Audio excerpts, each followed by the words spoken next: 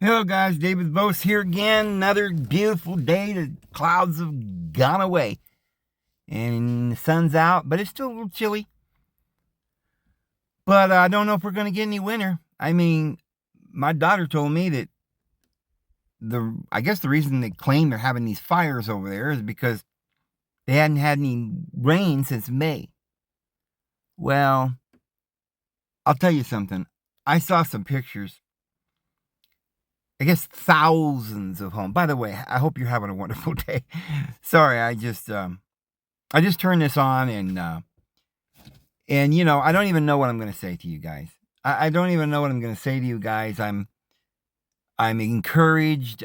I'm anxious. I'm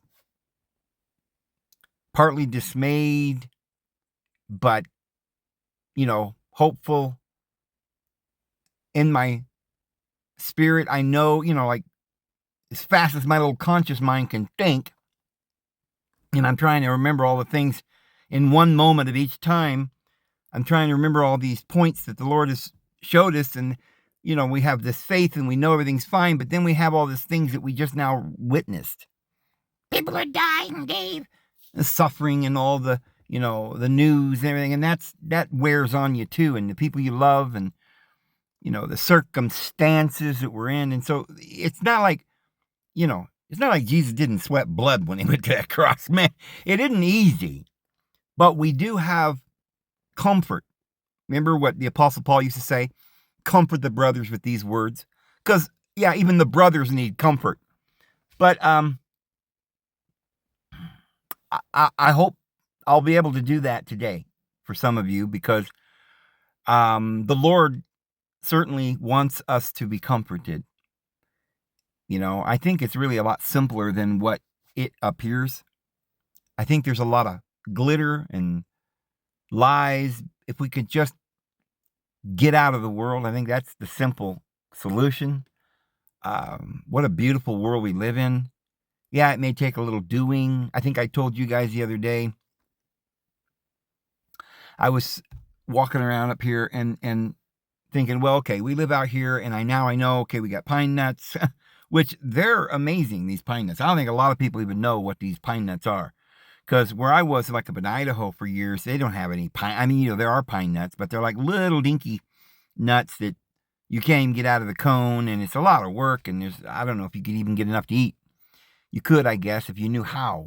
That's the thing, the secrets of nature. Somebody who's gonna learn all the secrets of nature, because we're gonna have a lot of need for people knowing, and the Lord's calling us all for certain things. I think the Lord wants me to do these videos, and I just feel like there's people out there that have a great deal of information on herbs, and some that may have knowledge on, carpentry or whatever. But there is secrets that somehow have been lost.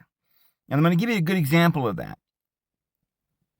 But just before I give you the answer about something here, or not the answer, but before I tell you what I was going to tell you, I was saying that there's these pine nuts here that are just huge little things, and they just, the cone opens up at a certain time of year, and they're just falling out onto the ground. There's plenty of them.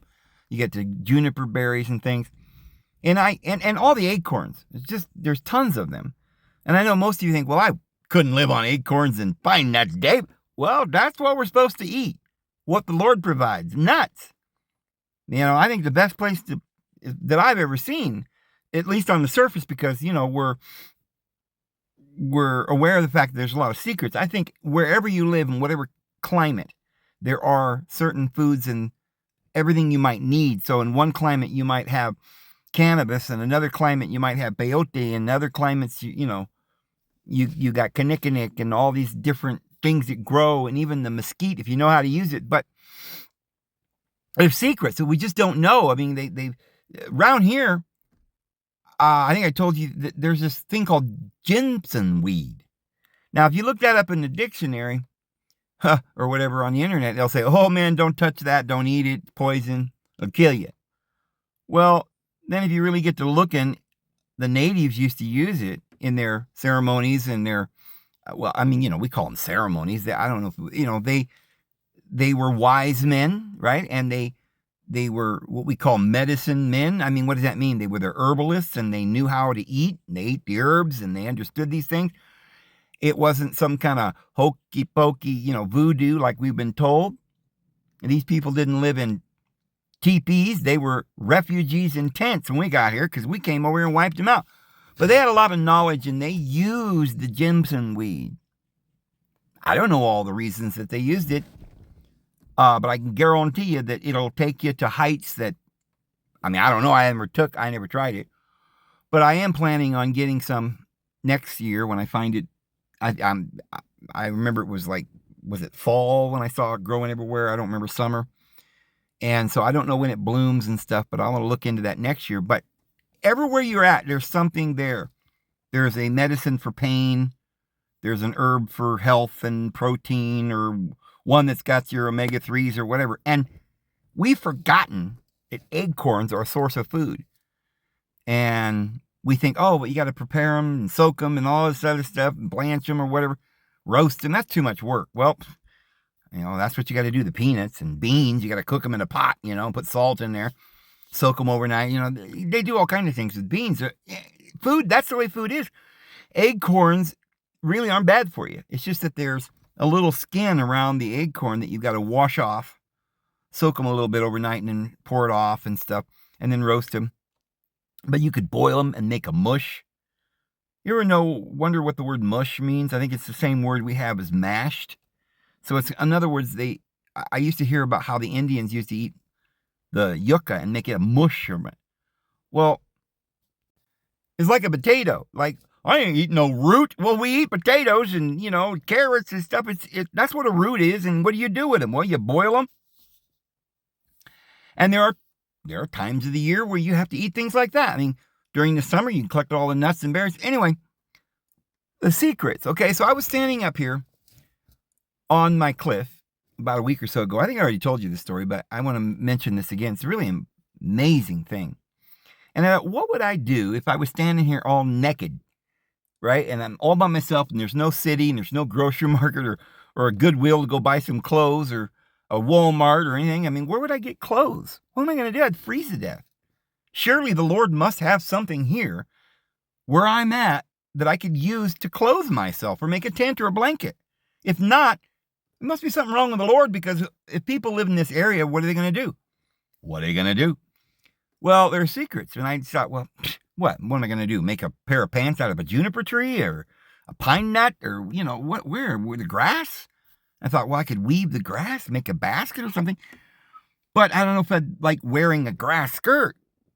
Anyway, I was thinking of this and I was praying about it, and I'm sitting there and I look over and I see the yucca. And there's these, they look like aloe vera or something like that. Maybe if you haven't seen a yucca, they got these stems that come up that look like a spear or like a sword or something at the very tip. It's really, really sharp. And I'm like, oh, those are like needles.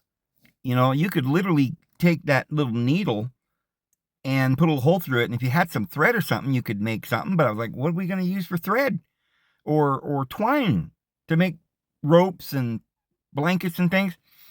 And then I noticed that the yucca have these little white things sticking out right near where the thorn is at the top, or the needle.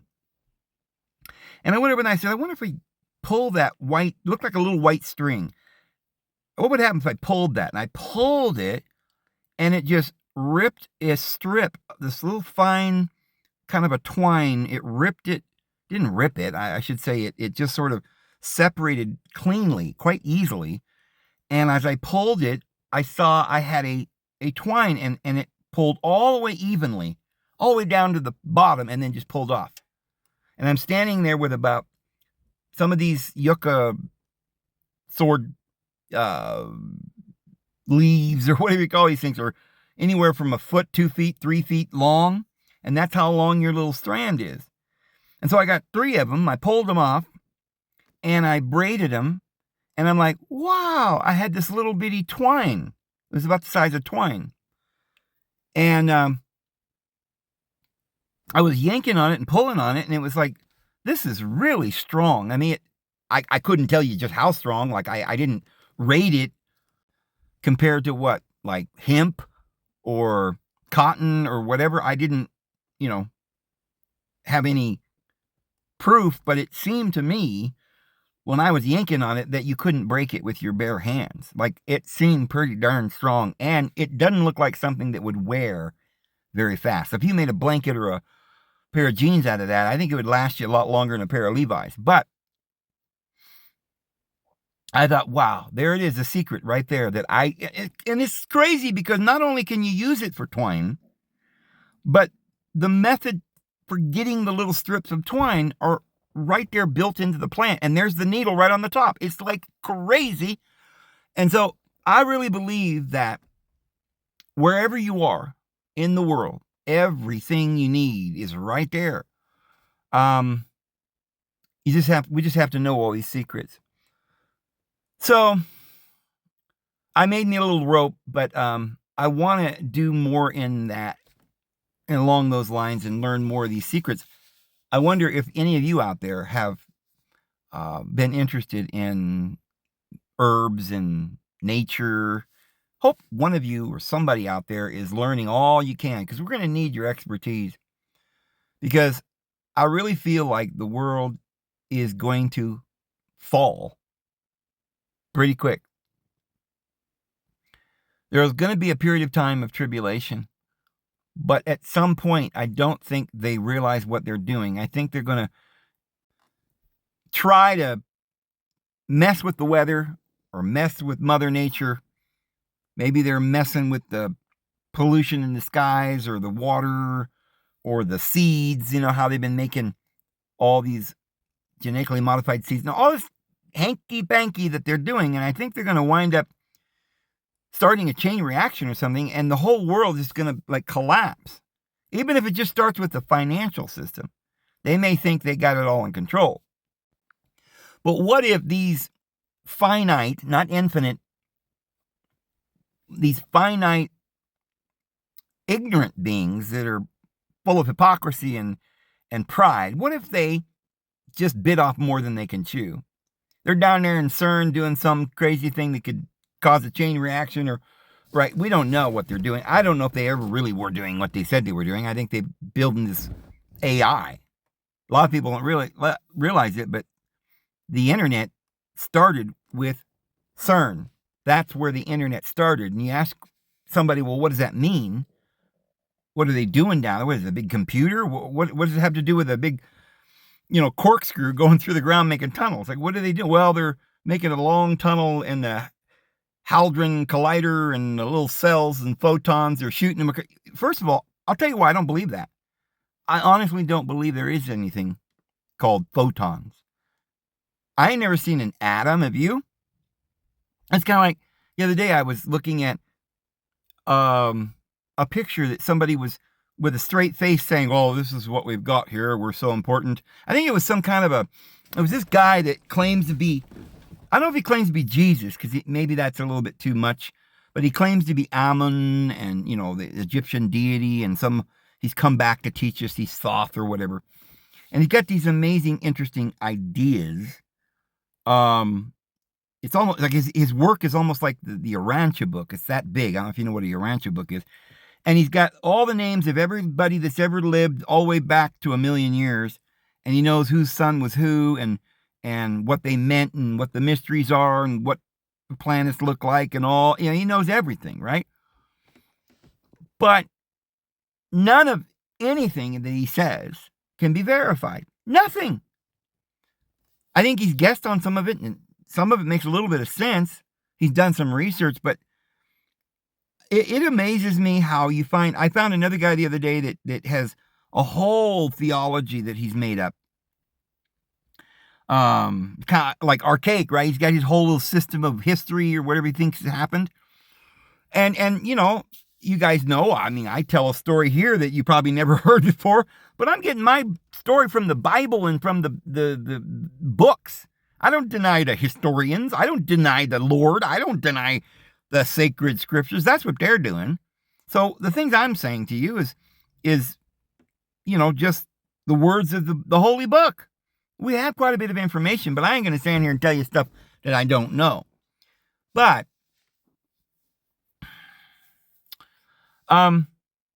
so he was saying, the guy that's talking about Thoth, he was saying that he showed a picture and he was telling everybody what the stars were and stuff. And basically I was thinking, you got that from NASA. Like, he's just accepting all this stuff that we've been told, and he got this picture of a planet going around some kind of a star. And I think the average person watches it while he's talking, and they're like, oh, there's a picture of what he's saying, so I guess it's true. And I thought, well, who verified this picture?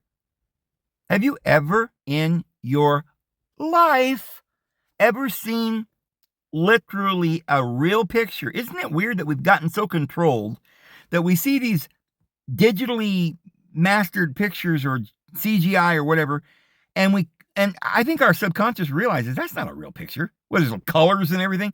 You look up in the sky, do you see any colors? Right? Orion's always like a big red fiery thing, and there's all these little dots of green speckled throughout it, and these little yellow colors, and it's like some kind of gorgeous, kaleidoscope of colors. And they're like, that's Orion. We just took a picture of it, right? I don't think so. They're lying.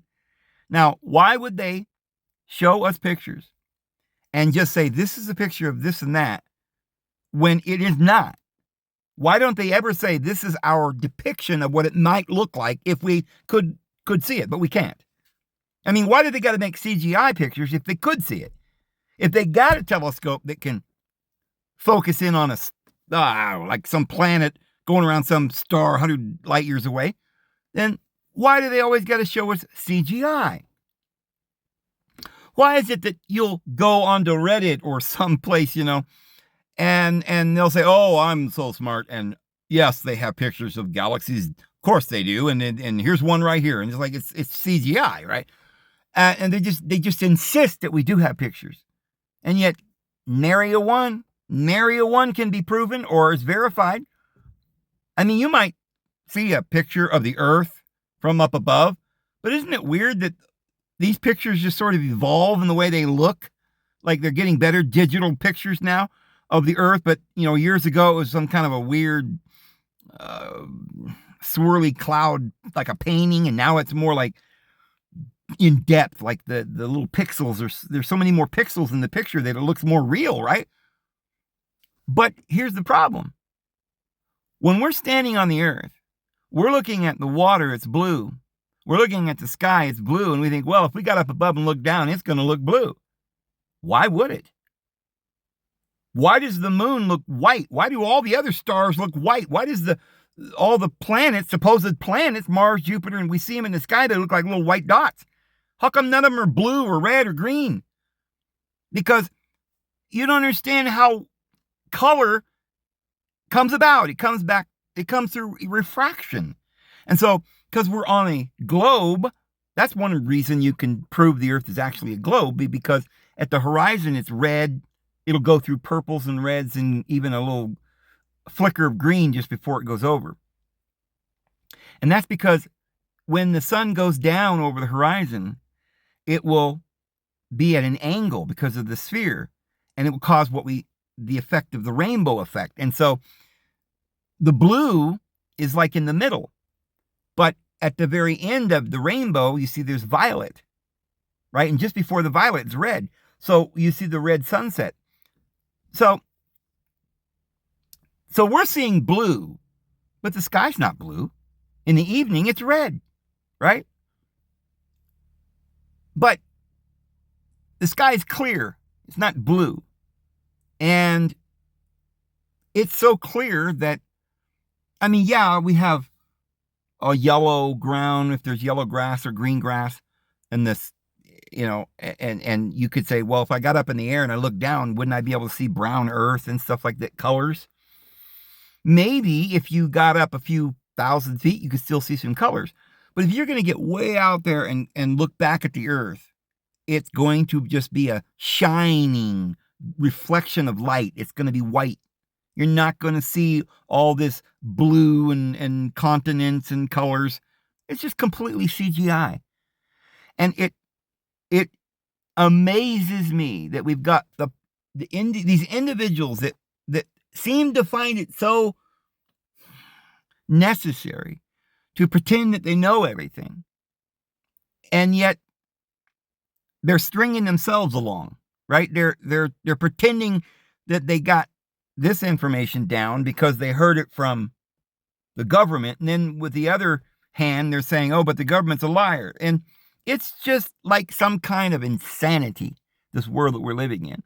There is no proof for our galaxy having 4 arms. How would we know if this galaxy that we're talking about is 200,000 light years across, whatever that is, right? Some astronomical number that you couldn't even conceive. What you're thinking when you're thinking of that number is probably far, far, far less than what that number actually is. It's like a gazillion, billion, trillion, gazillion times bigger than you could imagine. It's almost infinite, 200,000 light years. If it were 200,000 miles, that would be a long ways, right? But now try 200,000 light years. I mean, it would be absolutely insane. And here we are, a little speck of dust, supposedly flying around amongst all these little white dots like they claim, right? Our telescope might be able to reach, I don't know, the moon. You might be able to focus in Mars just a little bit and start to imagine that you're looking at a planet or whatever. I don't know. And by the way, yeah, when you're looking up in the sky at night, sometimes you see little stars flickering that do look more red and others look a little bit more yellowish.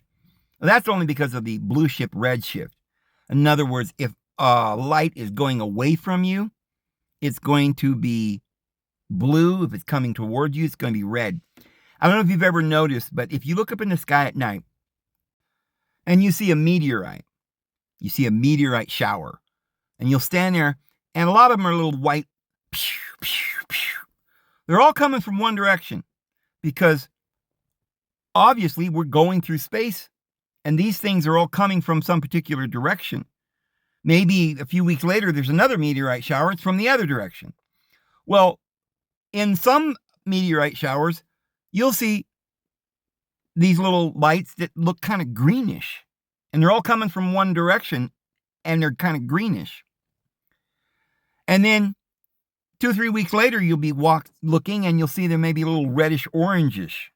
And that's because of the fact that they might be coming in from the west, or they might be coming in from the east. If they're coming in the same direction that the Earth is spinning, then they're probably going to be orange-red or something. If they're coming in the opposite way, they might be green. And there's scientific reasons for this.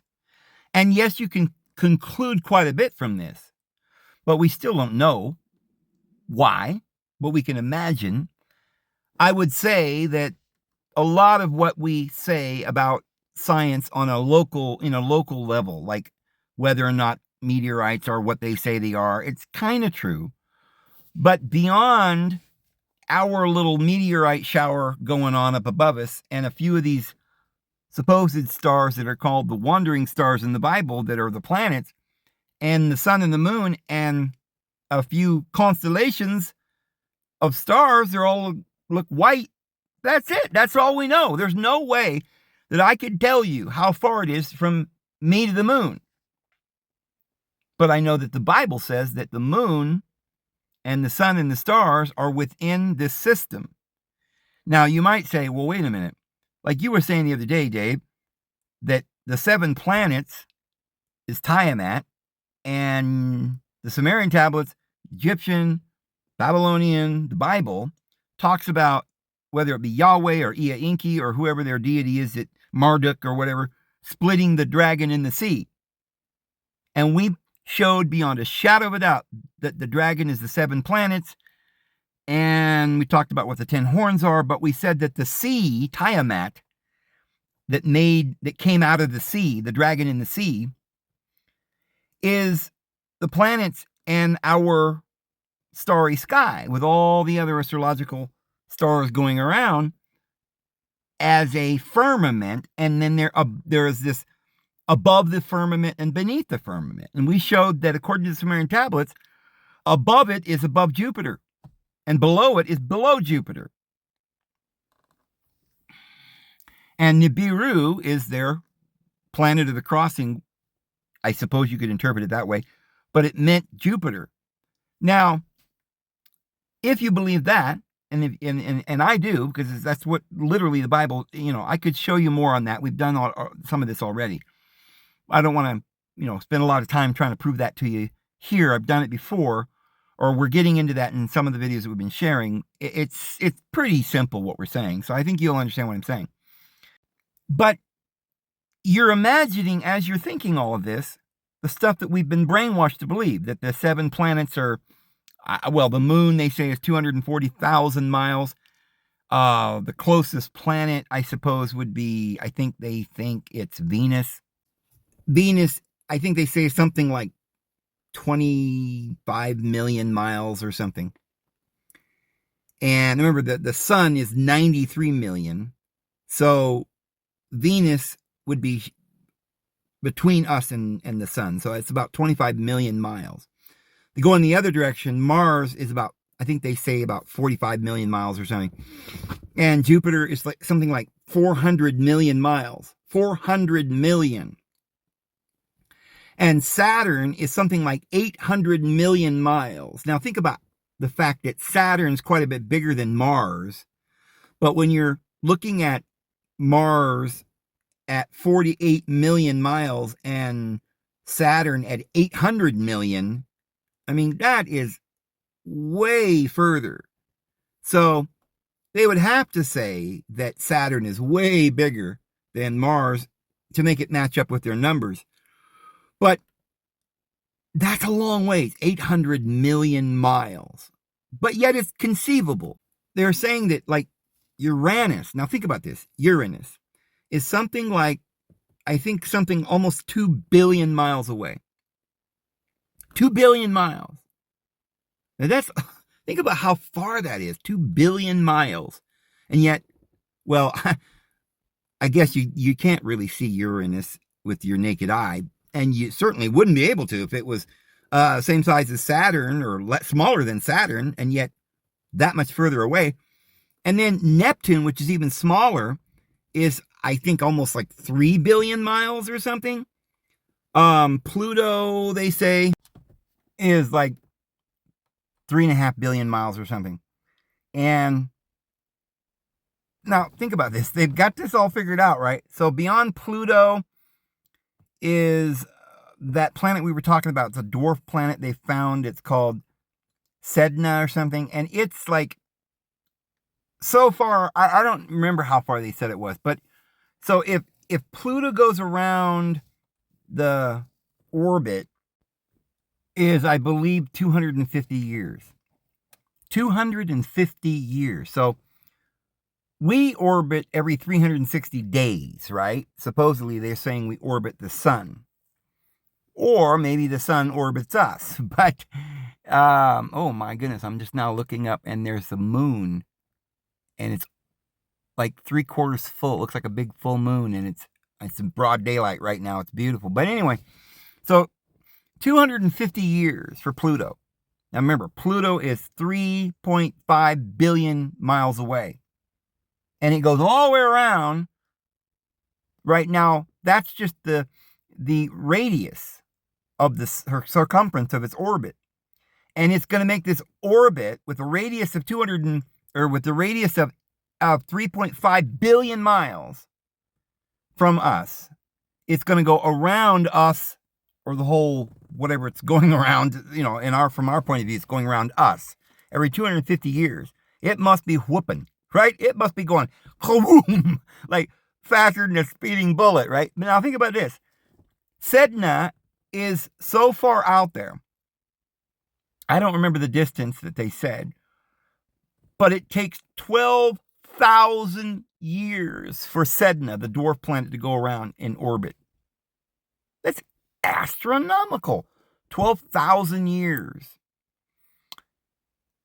And beyond that, I guess there is no more, right? We don't know, but I mean, it's basically, that's kind of the fringe of the atmospheric, whatever, the gravitational pull of the sun is what they're saying. So now, as far as you can go, it's about like trillion miles or something like that. Well, then after you get past that, there might be another star that they claim itself has gravitational pull, and it has planets. And so you might see one of their planets whizzing by that doesn't get, it's not being pulled into our sun's orbit around our sun because perhaps their pull, their sun's bigger and it's pulling them that way. But if it gets too close and one of their planets gets caught up in ours, then our solar system could pull theirs in. This is the stuff that they're talking about. And I tell you the truth, friends, they have no earthly idea if any of these things that they're saying are happening, because you can't see with the naked eye Uranus or Neptune, or certainly not Pluto, and you would never in a lifetime be able to even conceive of Sedna. I can't imagine that there could be a telescope that could ever be made or invented. I don't care if you're using gamma rays or X-rays or light rays. There is no way you're going to be able to detect anything out in space that far. Now, the closest star is about a light year. So now you're getting an idea what a light year is. If our gravitational pull around the sun might be like 1 trillion miles or something, I don't know the exact number, then how far away is it to the next star? Well, it's perhaps a light year or 2 light years. A light year is something like 6 trillion miles. So 2 light years would be like 12 trillion miles. All right, now that's 1 light year. The very first, maybe we have 1 or 2 stars that close. Beyond that, they're talking about 100 light years, right? 1,000 light years. The whole galaxy is 200,000 light years. So what is that? 200,000 times 6 trillion. And it is just an astronomical thing. So for them to say that they can look 6 trillion, well, it would have to be something like 12 or 20 or 30 trillion miles into space, and notice on one of these closer stars that they can see a planet. I guarantee it is all a big hoax. They cannot see it. We have no idea if that's what it is. But my original point, and we're over 30 minutes now. My original point is that if you're thinking in terms like this of these trillions of light years and all this stuff that they're telling us, and what planets are and what stars are, we don't know. But if you're thinking with this brainwash kind of tactics, then when you say the waters above and the waters below are above Jupiter and below Jupiter, then we're talking about these waters are a vast, infinite vacuum of space. And yet we have no clue that it's even anywhere near that. Because the Bible talks like the canopy is just up there, right? It doesn't say it's quadrillion light years, zillion years. It's like it's within the canopy. Like light couldn't travel through a vacuum. Sound has to have vibration. It's got to have a medium. But yet they claim we're going to give light some kind of a pass. It doesn't need a medium. It can go through nothing. Because think about what a vacuum is, a space. It means there's nothing there. No air, nothing, not light. There can't be anything, any measurable thing. It's nothing. So you cannot say this is nothing, but in that nothing is something floating around within a measurable nothing. There's no way to measure nothing. So if it's vacuum of space, there is no possible way that you could say, oh, it's 6 trillion miles, or it's 12 trillion miles, or it's 100 trillion miles. It would be ridiculous, even if it was some kind of ether. There's no way we could see it. But if it was what they're claiming, a vacuum of space, then they're just lying to people. And people like the smartest man in the world, Einstein, and Stephen Hawking or whoever, they are either just outright lying to us, and there's this big little Bavarian cult that's just telling us all these lies. I don't even know how they could remember all these lies. Or they're hoodwinked themselves. They believe this stuff, which I think they do.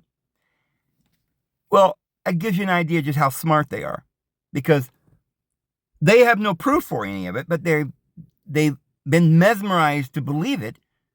They're certain it's got to be true, and they're staking their lives and careers on it, and they got all this pride of how smart they are. They're like mathematicians and physicists, and they know all this stuff. And they don't know that they're looking at CGI.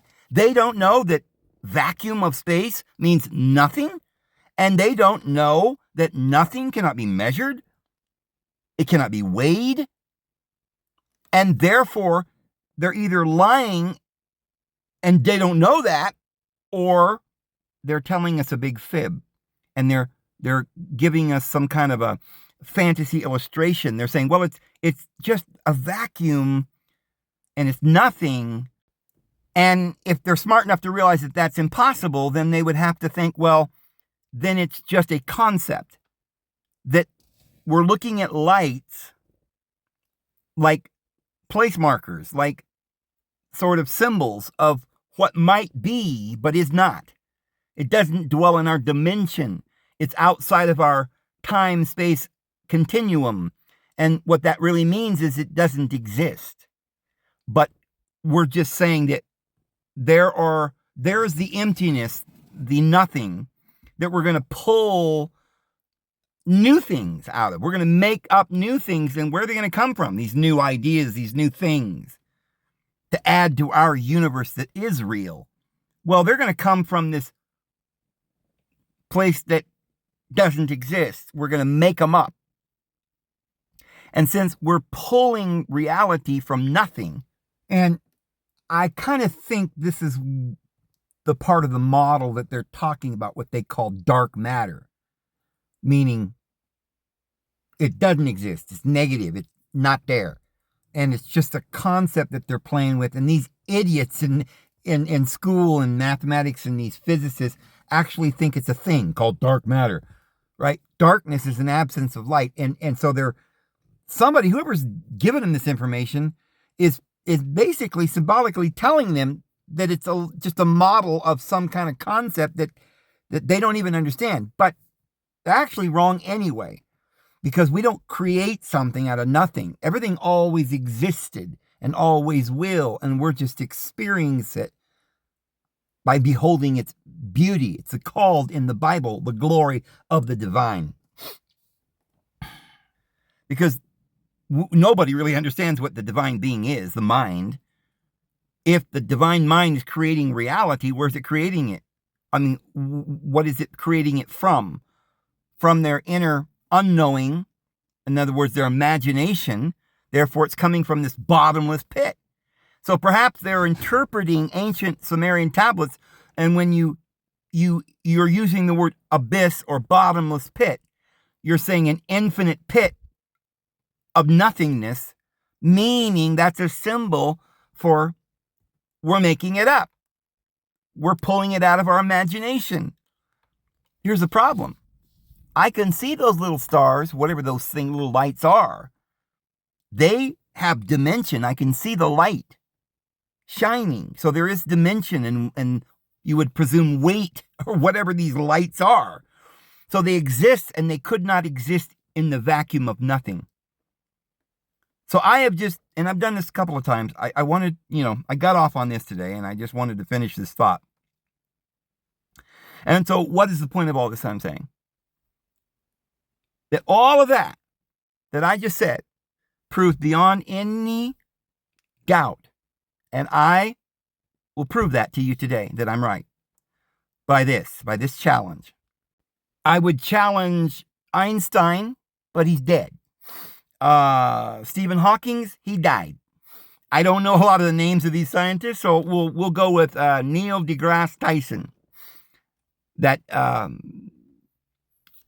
black man that you're seeing all over your news feed, telling you all these little carefully contrived parables or whatever he's told. He goes into a room and they have him memorize these little things that he wants to say, and then he goes on a show like, one of his Barbarian Brothers show, like late night show with Johnny Carson, and he tells us this big idea about how gravity is real or whatever, and we just believe him. Well, I challenge you, Neil deGrasse Tyson, if that's your real name, I challenge you to a debate. You're the physicist, you're the brilliant mathematician, and I'm just little old me. And I guarantee he will not accept my challenge. Now, I know it might be because there ain't no money in it for him. I'm just a little guy on some little YouTube channel that nobody ever hears. But in the interest of the truth, if somebody happened to whisper in his ear that there's some goofball on the YouTube that is claiming they have a very simple way to explain that everything he's talking about is a lie, and if just for some little funny, just for a laugh, they told him what I just said, and if he had a brain, he'd have to say, oh, well, I guess he's right. Even all of us little weirdos that barely graduated high school, we know that what I just said is true. It makes logical sense. And if I'm wrong, and if all of us are wrong, and they really can prove that stars are hundreds of light years away, trillions and trillions and trillions and trillions and trillions and trillions and trillions and trillions of miles, and that we can get a picture of a planet, and we know that there's water on that planet going around that, if that's all really true, and I'm just whistling Dixie, and as I said the other day, I can't whistle Dixie because I can't even whistle, but if we're just whistling Dixie, then prove me wrong. Neil deGrasse Tyson, prove me wrong. I challenge you. If you could prove me wrong, and I mean, it didn't have to be some scientific experiment. You could just, in a few paragraphs, explain that what I said is wrong. Then, voila. You will have finally, instead of just telling us what this supposed science is saying, you will have finally explained and proven to all of us that you scientists know what you're talking about. And that would go a long ways if you're really trying to get everybody into this beast system, because the beast is God. And, if you're really God and you really know everything, then let's see it. Bring fire down from heaven and let's see it, man. Oh, maybe your God's got to go to the bathroom. Maybe he's got to use the privy. Keep crying out and cutting yourselves and wailing, and Baal might come, right? But he's not going to arrive because he's not there. And you guys are duped. And it's the worst kind of a dupe.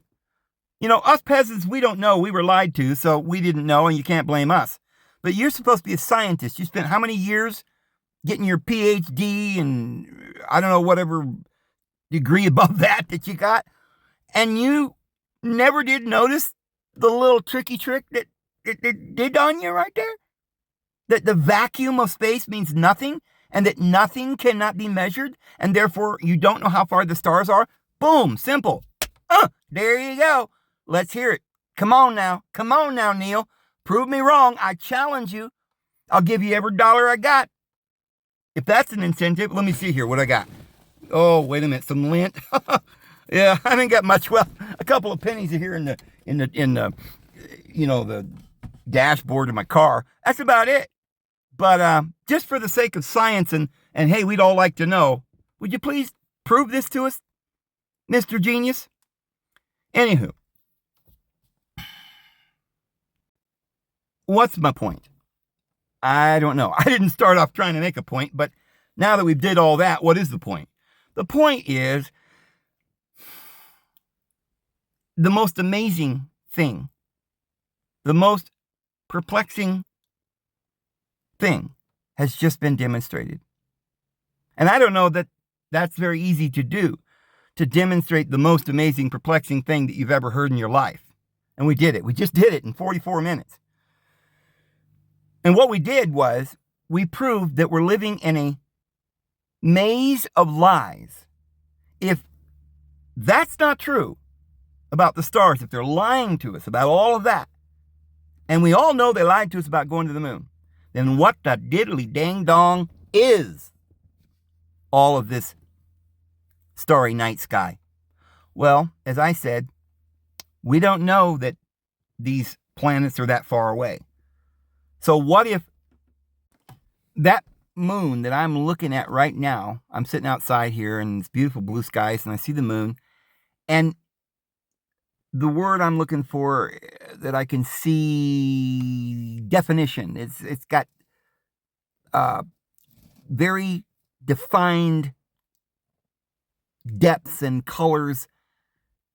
I can tell that there are I don't know if it's like a craters, but they're, what do you call that? What looks like continents on the face of the moon facing us. Anyway, it's very clear definition. And as I said the other day, I can look, 10 miles away, 15 miles away, and see a mountain. And it's just a light blue or gray color. There's no definition. You can't see darker lines or valleys or any kind of definition. But according to them, the moon being 240,000 miles away, 240,000 miles, I can see clear definition. I can see craters, and I don't know if you would say I'm seeing craters, but the low altitude basin of whatever that is, and the heights, the altitudes, and the definition of land continents or whatever I'm looking at on the moon. So that lends me to think that perhaps the moon is not anywhere near 240,000 miles. Could be, honestly, it looks about 50 miles to me. If I'm going by the same definition that I'm seeing on the mountains, I would say maybe 50 miles at the most. But that does seem a little odd. But if the moon is 20, 30, 40, 50 miles above us, then these other little lights, I see, when I first see the moon coming up sometimes in the evening, if it's coming up about that time, which it was doing that about a week or two ago, I don't remember now, but I would see Venus coming up quite bright, and it would be so clear and bright, and it looks like it might not be that much further than the moon, just smaller. It really doesn't look like it's that far away. The other little stars, who knows how far any of them are, but when you're looking at a really bright star, like Jupiter sometimes is really bright, the star Sirius or Venus, they don't look very far. What if all these stars in the firmament, the dome, what if they're only a few 100 miles or something, maybe 300, 400 miles? And what if we're in an enclosed system, like a cell? There's a skin around us. The atmosphere doesn't go any further than that. Maybe there's atmosphere from here to the moon. Maybe you can literally get to the moon from here in like a plane. Maybe you can drive an airplane right to it. If it's 50 miles, you might be able to. So I don't know that they don't have some kind of base on the moon, just like they do on the Antarctic. But if they do, I bet it ain't very far away. Now, I don't know, and I'm not claiming it's 50 miles. I don't know. I'm not going to give you a figure because I don't know, and nobody else does either. It doesn't say anywhere in the Bhagavad Gita or in the Bible or anywhere else how far it is, does it? But it does talk about how the universe was made and the waters above and the waters beneath and Tiamat, as if it's this environment that is just right here, and we're all living in this particular system, this world, and it does seem more reasonable that our world is just what we can conceive. If anything is in our world is light years away, then it's out of our dimension, out of our time frame. Because, as they say, according to Einstein, and relativity, if I took off from Earth in a spaceship going the speed of light, which would be impossible, of course, but I'm traveling the speed of light, 186,000 miles every second, bam. First of all, I'd turn into light and I'd be gone, right? But if we could survive that at 186,000 miles per second, I would travel for, I think, 10 years or something, and everybody on Earth would be dead. Generations would go by. And then I decide to turn around and come back to Earth because I forgot something. Oh, I forgot my wallet. So I turn around. It's been, like, say I traveled for 5 years and I say, oh, I got to go back to Earth. I forgot something. Forgot my coffee on the table. I make a U-turn. I come back to Earth. 10 years out and 10 years back. I'm 20 years older. And yet civilizations have come and gone. My whole family's gone. They're dead. Maybe the Earth is already blown up or something. World War III has happened many times over. Jesus already arrived, right? I missed the boat. I get back and I'm like, Jesus and everybody's here in paradise are like, where you come from, Dave? Oh, I was on a rocket. While I was gone, I guess they set up paradise down here. Doesn't make a lot of sense, does it? So I think that it's reasonable to think that the stars are not in another time dimension or time continuum. I don't think that relativity is true, because if there was another world out there in the past or in the future by 1 trillion years, they are not in our time and space continuum. So therefore they're not part of our universe. They're not part of our consciousness. We couldn't conceive of them and they couldn't conceive of us because we're in the past and we don't exist to them. If we're in the past, then we don't exist to them. Or if we're in the future, we don't exist to them. We already died and they're existing or something.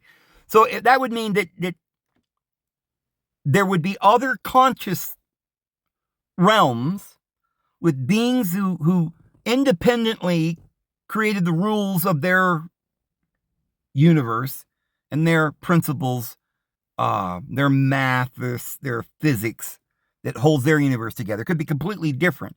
Another dimension, right? It could be, well, that's why these so important, amazing scientists are talking about other dimensions or time continuums. They're just talking nonsense, because reality is all there is. And reality didn't happen accidentally. And it's not so vast, the universe, that somewhere there's going to evolve a universe ever so often in the middle of nothing. Here's why that wouldn't possibly work. Because you couldn't get one universe to come up out of nowhere accidentally. Well, Dave, don't you believe in evolution, transmigration of the soul? I believe we've always existed. We're immortal. And we're always manifesting in cycles the universe around us. So time is the illusion of experience and the lessons that we live. It's the universe that exists in the reality of the moment, broken up into little moments where we focus on one thing at a time. We're not seeing everything at once, but I'm seeing that ant, and I'm watching the ant, and I'm absorbed in the ant farm, and I'm watching everything going on in their little world. But their world is right here in my world. They can see me and I can see them. They're smaller and I'm larger, but they're part of the same world. They're in the same time continuum. This is our world, and I can theorize about why they do what they do and why bees make honey and why trees grow and stuff. But this is all within the reality that we're seeing. We can prove then that there cannot be other realities, only one reality. There can only be one reality, because that's what the definition of the word reality means. It's that which actually exists. And that which exists is one thing. That which does not exist is another. That's not a thing, but it's a concept. All you have in the universe is existence and then the concept of not existence. And everything that exists, we could imagine it as big as we want. That's called infinite. And if we're in the infinite universe, the reality, infinite by its very definition means there's nothing more than the infinite. You can't have the all over here and then the all over there, right? The all is everywhere, not here and or over there, but here and there all at once. Reality is all. And that's the divine being, in all, through all, and above all. And there is no other universe out there. You say, yeah, but what about the past? We existed in the past. No, the past and the present is just a concept. Reality is now, and it's here, and it's everywhere. There are no other conscious beings in another dimension other than us in the past or in the future. So perhaps what they're doing and why they come up with this model is they're too ignorant to understand that what the ancient ones were saying, when they talked about the paradise and the rivers of life, the 4 rivers that flowed out of Eden, perhaps they're imagining that to be some reality that these ancient ones talked about, and they're putting it in their scientific terms today and saying our galaxy has these 4 rivers, and they don't realize it, but there's other galaxies, and they're just making this up, but they don't realize that it's a very, very complex, higher conscious level expanding of the mind to be able to understand this. It's like having your conscious mind that's focused on things around you, and you might have some kind of super conscious mind that's aware of other things that you're not consciously aware of. And so you might say, well, that may be what the universe is. There's my conscious mind, and then there's these other, dimensions that are going on at the same time, but it's not aware of them, and they're not aware of us. Well, if it's nothing between us and them, if they're on another star and between us is nothing, then there's no way to measure that. And they can't be far away. They have to be right there. They have to be within our ability to comprehend them, even if it maybe would take us 1,000,000 years to expand and to learn. But we could eventually comprehend their presence. Just like the wind, you may not know it's there until it blows on your hand, but then you become aware of it. We're not aware of the future, even though the future is part of our realities and it's happening right now. It's all the possibilities of our actions today. If we do this, that, and the other, then that's going to have a result. There's a consequence. And the consequence when you're conceiving of what a consequence is, you're conceiving of a result, and we have to place that in our mind in the concept of, that's after. Today is before, and the consequence comes after. And after is the concept of time. But it's just a way for us to conceive of consequences of what we do.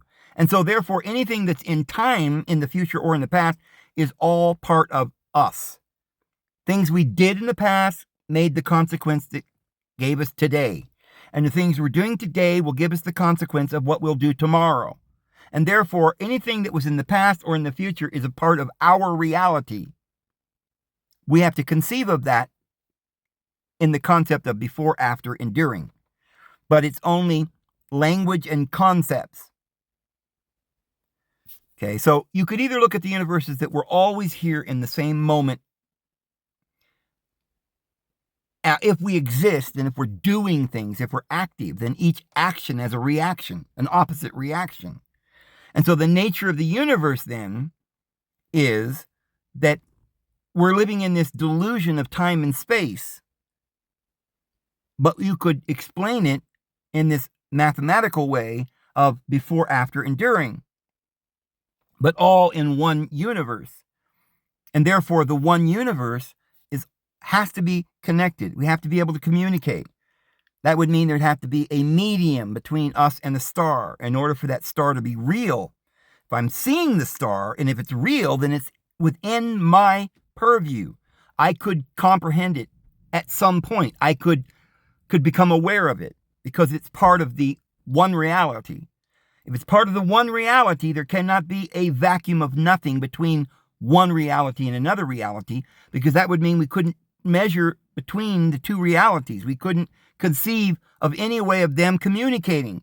And therefore, we'd have to assume, like I said before, that each one of these realities, separated by nothing and infinite, they're all, each and every one of them, infinite concepts dwelling within a universe that itself is infinite.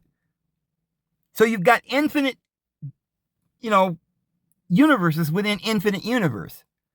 But how could infinity dwell inside of infinity? All you're saying is that you're only aware of that infinite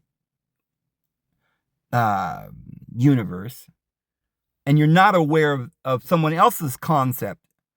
They can imagine a whole nother universe that they're the center of the imagination. So I'll never know them and they'll never know me, because there's no way they could ever know more than the infinite. And their infinite's not part of my infinite. So I could not know any more than the infinite. And I know it, and let's say that I went through infinity. Well, I couldn't. That means I'm constantly going to be living and growing and learning. And my universe is infinite and it's everywhere. Therefore, there's no other place to put another universe.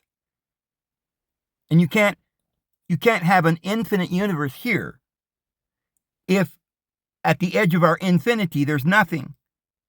That would mean that we don't really live in an infinite universe. So what they're doing is they're making a model that tries to explain how we create reality out of our imagination or the nothing. But what they're not understanding is that's a parable to help us understand, just like time and space is a parable to help us understand past, present, and future, or the action and the reaction and the pre-action that causes results. But you can't cause a result because all is what it is, or it wouldn't be. A something cannot come from a nothing. So therefore, the something that is everywhere is all, and there is no more thing but that which exists. And everything else does not exist. It's not a place where we pull out more somethings from a place called a nothing. That would be illogical. The universe is very logical and reasonable, and I can tell you that what I've told you is the truth. Not because I'm smart enough to know that, but because our Bible tells us, and I will believe that book because it is all we have. It is like math. I believe math because it works. I'm convinced of reality. It's like saying, do you believe you're existing? Yeah, I do believe I exist. Prove it. Well, I could do it in a logical sense. I could use math. I could use certain things. But what we're talking about is logic. Let's just put it down to logic. And our Bible tells us that Jesus is the logos of the logic that was with the Father from the beginning, that dwells in all and through all and above all. And that is the truth. Remember that television series, that funny variety show back in the day called Laugh-In? And that lady would say, and that's the truth. And that's what I believe. Anyway, I'm going to leave it there.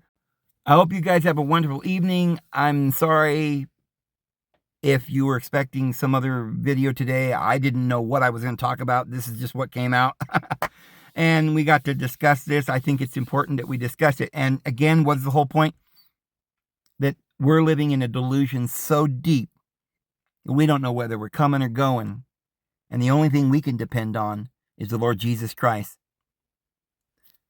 So, friends, get out there and tell people the good news and get prepared and be assured that the Bible, which is the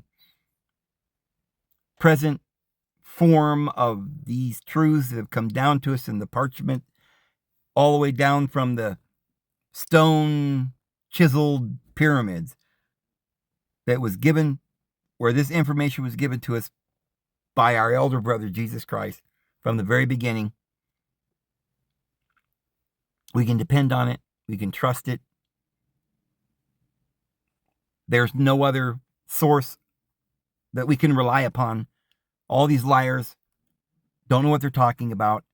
And the Bible rings true when it says that we're living in a world run by the God of this world, who's blinding the minds of the unbelievers. And buddy, they're all blind. So let's go out and tell people the truth. All right, see you guys. Have a good one.